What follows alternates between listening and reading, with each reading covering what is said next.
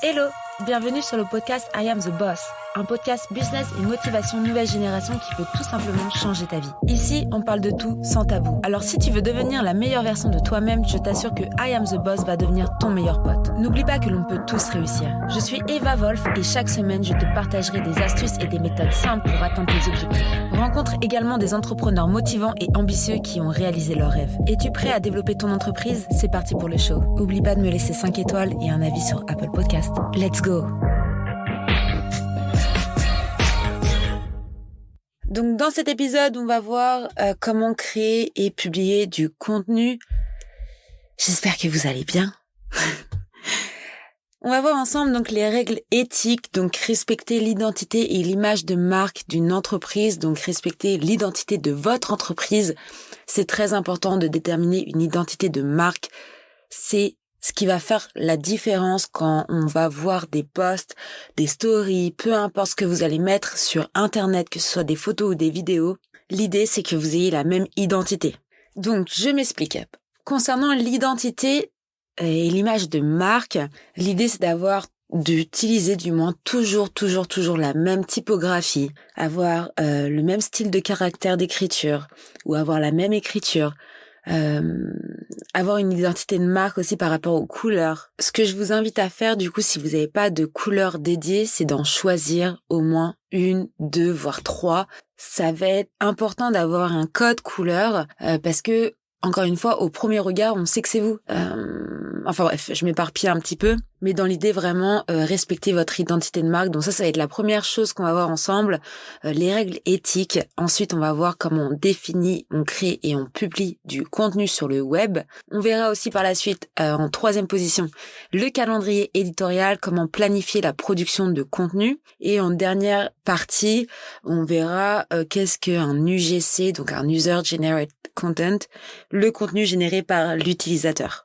Petite magie, grâce à ça, vous allez voir que vous pouvez générer du contenu sans même générer du contenu en fait. Donc ça c'est la magie d'Internet. Et on verra ça à la fin. Donc c'est parti avec les règles éthiques. Déjà, l'éthique, c'est faire référence aux valeurs de l'entreprise permettant de veiller à son image de marque et à son e-réputation, qui reflète son identité et doit être cohérente avec la clientèle qu'elle cible. J'ai fait un épisode consacré à l'e-réputation. Je vous invite à aller l'écouter si c'est pas déjà fait. Ça va déjà vous aider un peu à comprendre le thème de ces valeurs éthiques. Donc le concept d'identité, la communication construit l'identité de marque. Donc le concept d'identité répond à 3 exigences. La permanence dans le temps, la cohérence des signes émis et le réalisme. L'image de marque est la perception qu'ont les consommateurs d'une marque. Donc attention, elle peut être positive comme négative. Une entreprise ne respectant pas ses engagements verra son image de marque se dégrader très rapidement par les réseaux sociaux. On est en 2022, ça va très vite. Mais en gros, vous avez 5 étapes pour analyser une e-réputation. Vous allez identifier les canaux importants pour votre marque. Vous allez déterminer les indicateurs à suivre. Comparez-vous à votre secteur. Donc faites une veille concurrentielle et mettez en place des outils pratiques pour veiller à votre e-réputation. Et la 5e étape, ça va vraiment être fixez-vous des objectifs pour faire évoluer votre réputation, qu'elle soit bonne ou mauvaise. L'idée c'est, on est totalement, constamment en évolution. On va revenir vraiment sur le sujet mère de cet épisode. Ça va être vraiment définir, créer et publier du contenu sur le web. C'était la petite aparté sur l'e-réputation et sur l'image de marque parce que voilà, faut quand même avoir ces notions pour pouvoir se dire ça y est, je vais commencer à créer et je vais commencer à publier du contenu sur le web.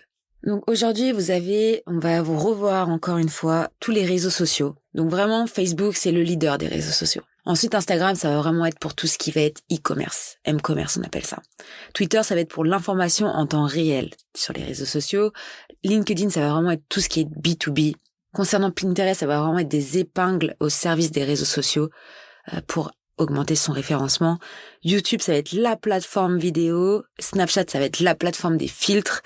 TikTok, ça va être tout ce qui est en vogue, toutes les trends vidéo. WhatsApp, ça va être, c'est la première messagerie instantanée au monde. Et Twitch, ça va être le numéro 1 du streaming des réseaux sociaux. Donc, une fois que vous avez bien compris la différenciation de chaque réseau social, ça va être plus simple pour vous de commencer à créer du contenu. On a dit, on crée pas du contenu, on poste pas du contenu pour poster du contenu. En première étape, ça va être créer une stratégie de communication. Votre entreprise doit choisir des objectifs de marketing digital qui s'alignent sur vos objectifs commerciaux. On peut parler de ces objectifs SMART. Je sais pas si ça vous dit quelque chose quand je parle de ça. C'est un peu des termes un peu plus marketeurs pour ceux qui ont fait des études, mais en gros, vos objectifs doivent être SMART, donc ils doivent être spécifiques, mesurables, atteignables, réalistes et limités dans le temps. Donc si ces 5 objectifs sont respectés, je vous assure que votre stratégie de communication va être efficace. En étape 2, il va falloir connaître tout ce qu'il y a à savoir sur votre public, un client cible.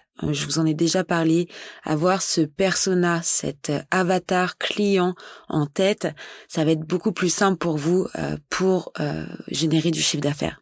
Donc apprenez à connaître vos fans, vos abonnés, vos clients comme des personnes réelles avec de véritables envies et besoins. Mettez-vous à leur place. Analysez vos réseaux sociaux afin d'apporter leur maximum d'informations sur vos abonnés, donc leur identité, l'endroit où ils vivent ou encore leur façon d'interagir avec votre marque sur les réseaux sociaux, qu'est-ce qu'ils aiment, qu'est-ce qu'ils aiment pas, qu'est-ce qui fonctionne pour vous. Moi j'ai plusieurs clients, il y a rien qui fonctionne pareil pour chaque. Il y en a, ça va plus être la photo, il y en a d'autres, ça va plus être la vidéo, il y en a, ça va plus être des citations, des trucs un peu funny, des mèmes, des memes, on appelle ça. C'est le grand bataille memes. Voilà, des choses plutôt humoristiques. Donc vraiment, essayez, et plus vous allez essayer, plus ça va être simple pour vous de connaître votre public. Ensuite, en étape 3, il va falloir évaluer vos concurrents. Réaliser une analyse concurrentielle afin de comprendre pourquoi vos concurrents fonctionnent et qu'est-ce qui fonctionne pas chez vos concurrents. Vous avez la chance d'avoir des concurrents. Regardez ce qui fonctionne et ce qui fonctionne pas chez eux, comme ça vous fera gagner du temps. Attention, vous copiez pas, vous vous inspirez. Vous regardez ce qui marche pour eux. Vous n'allez pas exactement faire la même chose. Si il a posté une citation, vous n'allez pas poster la même citation. On fait pas ça. Vous pouvez peut-être dans plusieurs mois, éventuellement, mais même, je vous conseille pas. Je vous conseille de vraiment créer votre propre identité sans copier. Copier, c'est voler. Ça, je l'ai déjà expliqué dans mon livre, d'ailleurs, je l'avais expliqué. Mais vraiment, c'est super important. Donc, utilisez l'écoute de vos médias sociaux. On appelle ça du social listening. C'est un moyen de garder un œil sur vos concurrents en faisant des recherches sur le nom de l'entreprise, le pseudo, des mots-clés pour vraiment voir tout ce que vos concurrents publient et comment le public interagit avec ce qu'ils publient. Donc vraiment, évaluer vos concurrents, ça c'est l'étape 3. Étape numéro 4, réaliser un audit des médias sociaux. On a parlé au début de l'épisode de réaliser un audit sur votre e-réputation. C'est à peu près la même chose. Là, je vais vous donner des questions à vous poser afin de dresser le bilan sur ce que vous avez fait jusqu'à présent, si vous avez déjà des réseaux sociaux en ligne. Qu'est-ce qui fonctionne et qu'est-ce qui ne fonctionne pas? Qui interagit avec vous? Quel réseau votre public cible utilise-t-il le plus? Comment se porte votre présence sur les réseaux sociaux comparée à celle de vos concurrents? Attention, quand je dis ça, allez pas vous comparer à longueur de temps. L'idée, c'est pas de vous sentir inférieur. L'idée, c'est de vous comparer pour être meilleur. Et ça, c'est la grosse différence. Donc, une fois ces informations rassemblées, vous pouvez commencer à réfléchir aux points à améliorer dans votre stratégie. Concernant l'étape 5, ça va vraiment être configurer vos comptes et améliorer les profils. Choisissez les réseaux sociaux à utiliser, attribuez une mission spécifique à chaque média, résumez chaque mission en une phrase afin de ne pas perdre de vue vos objectifs. Si vous ne parvenez pas à rédiger un ordre de mission valable pour un média, c'est qu'il n'est pas pertinent. Encore une fois, je vous ai dit dans les précédents épisodes, j'arrête pas de répéter ça, mais vraiment, concentrez-vous sur un réseau social, puis 2, puis 3, maximum. Être partout sans publier ou être partout en publiant tout et n'importe quoi partout, ça sert à rien, il faut une stratégie. Moi, en l'occurrence, j'ai des réseaux sociaux sur toutes les plateformes parce que j'en ai besoin pour mes clients, pour tester, pour également gérer leurs réseaux sociaux parce qu'en général, c'est relié à son propre compte perso. Donc, vous comparez pas à moi, mais j'ai tous les réseaux sociaux parce que j'en ai besoin pour mon travail. Mais vraiment, je me concentre que sur 3 réellement. En soi, même pas 2 en vrai. Je me concentre uniquement sur Instagram. Ça poste automatiquement sur Facebook, donc moi Facebook je m'en occupe pas. Je vais regarder un peu les commentaires, répondre un peu aux commentaires, mais c'est tout. Sinon je poste que sur Instagram et je commence un peu à poster sur LinkedIn quoi. Et ça, je vous dis ça va faire 7 ans que je suis à mon compte. Bon après j'étais pas trop réseaux sociaux à l'époque, mais bref, petite parenthèse. Mais vraiment pour vous prouver que je me concentre que sur 2 réseaux sociaux. Et tout ce que je poste sur TikTok, c'est exactement ce que je poste sur Instagram. Donc clairement, je me concentre pas du tout sur TikTok. Je me concentre vraiment que sur Instagram en ce moment parce que j'ai envie de créer une vraie communauté sur Instagram et parce que je crois en ce réseau social-là et parce que j'ai de tout sur ce réseau social-là. Donc moi, ça m'apporte quelque chose d'être sur Instagram, mais peut-être que toi qui écoutes, ça t'apporte rien en fait. Donc vraiment, choisis bien tes réseaux sociaux à utiliser. Ensuite, configurez vos profils, ça je vous en avais parlé aussi. L'optimisation SEO, donc l'optimisation de vos bios, c'est super important pour votre stratégie et gardez à l'esprit qu'il est préférable d'utiliser peu de canaux à bon escient plutôt que de s'éparpiller encore une fois. 6e étape, vous allez vous dire mais c'est quand qu'on crée et qu'on publie du contenu? On y est. 6e étape, trouver l'inspiration. Avant de créer et de publier, il faut avoir de l'inspiration. Et ça parfois c'est pas très simple. On peut se retrouver avec cette fameuse page blanche qui est un peu stressante. Pas de panique, on a la solution. Vous pouvez trouver des exemples de réussite sur les médias sociaux pour vous en inspirer. Vous pouvez aussi regarder les campagnes qui ont vraiment été performantes. Vous pouvez aller faire des recherches Vous avez plein de moteurs de recherche disponibles sur toutes les plateformes de réseaux sociaux pour voir ceux qui ont le plus de vues, ceux qui ont le plus de likes, ceux qui ont le plus de commentaires. Sur un jour, une semaine, un mois, une année. L'inspiration, elle est partout. Ouvrez vos chakras, ouvrez votre esprit par rapport à ça. Vous pouvez également aussi aller voir votre marque favorite, regarder un peu ce qu'elle fait, voilà, si vous voulez vous inspirer sur les couleurs, sur la typographie, sur la manière de communiquer. Voilà, n'hésitez pas à vous inspirer grâce à d'autres profils sur les réseaux sociaux. Vous pouvez aussi demander à vos abonnés, c'est une possibilité, demander à vos abonnés ce qu'ils veulent, ce qu'ils ont envie de voir sur vos réseaux sociaux. Et vous pouvez bien sûr espionner vos concurrents. Mais attention, encore une fois, vos contenus doivent être en accord avec l'identité et l'image de marque que vous avez mise en place pour votre entreprise, pour votre industrie. Et même s'il y a plusieurs personnes qui travaillent sur vos réseaux sociaux dans votre entreprise, il faut qu'ils soient tous en adéquation. On va pas partir sur une seule couleur sur Facebook et une autre couleur sur LinkedIn. Non, ça doit être la même couleur, le même style d'écriture. Ok ? Et quand je dis espionner vos concurrents, on se compare pas et on ne copie pas. Très très important. Donc la dernière étape, ça va être de créer un calendrier de contenu des médias sociaux. Pardon, c'est l'avant-dernière étape. Donc étape 7, créer un calendrier de contenu des médias sociaux. Vous allez établir un calendrier de publication. On va en parler un peu plus après en détail, mais dans l'idée, c'est qu'il doit y avoir quand même une logique dans le fait de publier.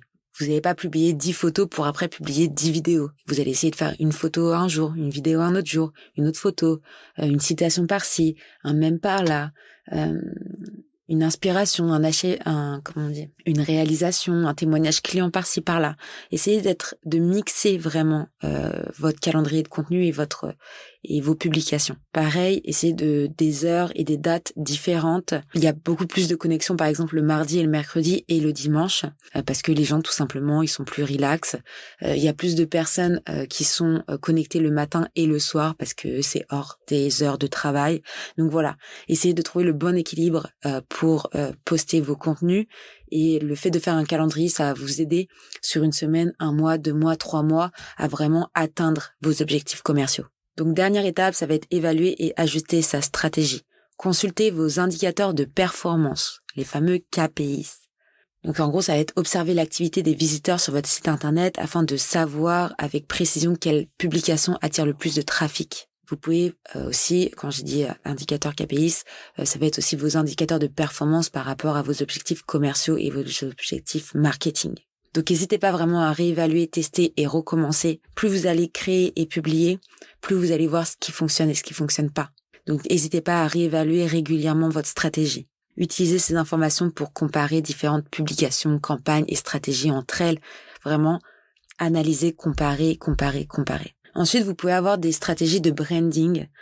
Donc ça, c'est encore un autre sujet, mais ça fait un peu partie aussi de ça. C'est pour ça, limite, je suis en train de faire 4-5 épisodes sur le community management, sur la création et la publication de contenu sur les réseaux sociaux, parce qu'en fait, tous les sujets s'entremêlent. C'est l'idée d'avoir une stratégie marketing, ça fait aussi une stratégie de branding. Donc j'avais beaucoup parlé du personal branding dans un épisode précédent, les fondamentaux du personal branding. Là, je vais vous parler de la stratégie de branding en général, donc je vais passer assez rapidement là-dessus, mais en gros, pour établir un brand content, on appelle ça comme ça, efficace, l'entreprise doit vraiment analyser le positionnement par rapport au marché concurrentiel, la réputation de la plateforme de marque, les valeurs profondes de l'entreprise, l'histoire et l'évolution de la marque, les objectifs principaux de la marque, les informations à transmettre auprès des clients potentiels. Enfin bref, tout ça, c'est vraiment plein d'informations qu'on doit analyser, qu'on doit comprendre pour pouvoir avoir une stratégie de marque qui est efficace. Donc après, n'hésitez pas à faire un plan de communication, donc un planning de communication sur du court, moyen et long terme. Il va permettre d'organiser les publications que vous souhaitez partager sur les réseaux sociaux de l'entreprise, de votre entreprise, ou vos profils personnels si vous êtes consultant, coach, blogueur, peu importe. Voilà, c'est vraiment l'idée d'avoir un type de communication interne et externe entre vous si vous avez une équipe et externe avec votre communauté. Donc n'hésitez pas à faire un planning de communication, un planning d'action, un planning tout court. Et donc on peut enchaîner avec le calendrier éditorial. C'est quoi une ligne éditoriale ? Une ligne éditoriale établit un cadre pour toutes vos communications et surtout pour votre marketing digital. Elle suit ainsi la définition de votre stratégie marketing et de ses objectifs pour garantir sur le long terme une harmonie entre et dans les contenus. Donc une ligne éditoriale doit inclure plusieurs éléments pour devenir un outil incontournable de votre stratégie de contenu. Vos objectifs de communication globale, les cibles et vos prospects que vous souhaitez atteindre, votre message, vos valeurs, vos thématiques, le processus et le calendrier de publication éditoriale, les rôles de chacun, le ton à utiliser, la charte graphique, la forme, etc., etc. La ligne éditoriale, c'est un peu votre roadmap. C'est ce que vous allez suivre tout au long de votre processus. C'est votre stratégie marketing, c'est votre stratégie de contenu. Donc voilà, vous avez besoin d'une ligne éditoriale pour réaliser justement ce calendrier éditorial. Je vous invite à réaliser un calendrier éditorial. C'est un peu un plan de communication finalement, mais voilà, c'est vraiment pour planifier tout ce que vous allez publier et ajuster ainsi votre stratégie au fur et à mesure. Donc ça reprend l'étape 7 pour créer et publier du contenu, c'était de créer un calendrier de contenu des médias sociaux. Donc ce calendrier-là, clairement, c'est un calendrier éditorial, c'est quand est-ce que vous allez poster, pourquoi vous allez poster, quelle est la stratégie derrière ce post. Voilà, on ne poste pas pour poster. On poste parce qu'il y a une stratégie derrière et il y a un réel impact et il y a une utilité à poster. On fait passer un message, on veut vendre quelque chose, on sert à quelque chose. Encore une fois, l'idée de servir à sa communauté, c'est super important. Donc voilà, par rapport à la création, la publication de contenu, pour faire un petit résumé, analysez bien votre e-réputation avant de créer et de publier. N'hésitez pas à mettre en place un calendrier éditorial à suivre, un calendrier de publication pour pouvoir publier correctement avec une stratégie derrière. Gardez en tête vos objectifs marketing, mais surtout vos objectifs commerciaux pour avoir la meilleure planification de contenu possible et la meilleure stratégie possible. Et respectez bien sûr vos règles éthiques, les règles éthiques de votre entreprise, les valeurs de votre entreprise. Voilà, faites passer des messages positifs auprès de votre communauté. Donc, dernier point que je veux aborder avec vous dans cet épisode, c'était le UGC, donc User Generated Content. Ça va être vraiment le contenu généré par l'utilisateur. C'est tout type de contenu qui a été créé et diffusé par des contributeurs non rémunérés. Donc en gros, c'est vos fans qui réalisent votre contenu. C'est du contenu généré par l'utilisateur. Il peut faire référence à des photos, des vidéos, des témoignages, des tweets, des billets de blog, tout ce qui se trouve entre les deux. C'est l'acte en fait des utilisateurs de promouvoir une marque plutôt que la marque elle-même. Donc en gros, c'est vos utilisateurs ou vos clients qui vont promouvoir votre marque et plus vous qui allez promouvoir votre marque. Donc ça, c'est super. Comment générer du contenu généré par utilisateur? Donc comment avoir ce contenu généré par l'utilisateur? Vous pouvez en générer grâce aux avis clients, aux concours, aux hashtags sur les réseaux, des contenus vidéo, où vous pouvez aussi proposer à vos clients de partir en vacances avec votre marque et donc de se taguer où ils sont en vacances avec votre marque. Voilà, ça va vous faire une visibilité même plus nationale, voire européenne, voire internationale. Donc ça, c'est super. N'hésitez pas aussi à offrir des produits gratuits à vos fans, à vos clients, parce que quand c'est gratuit, les gens ils aiment, ils taguent, ils remercient. Donc voilà, n'hésitez pas à donner pour recevoir. J'espère que cet épisode vous a plu et je vous dis à très vite pour un nouvel épisode.